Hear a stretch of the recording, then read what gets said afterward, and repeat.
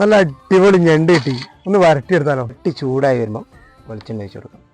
ചതച്ചെടുത്ത ഇഞ്ചി, വെളുത്തുള്ളി, പച്ചമുളക് അത് നല്ല രീതിയിൽ ഒന്ന് വാട്ടി കൊടുക്കാം. ഇനി നമുക്ക് അതിനകത്തേക്ക് സ്ലൈസായി കട്ട് ചെയ്ത സവാള ഇട്ട് കൊടുക്കാം.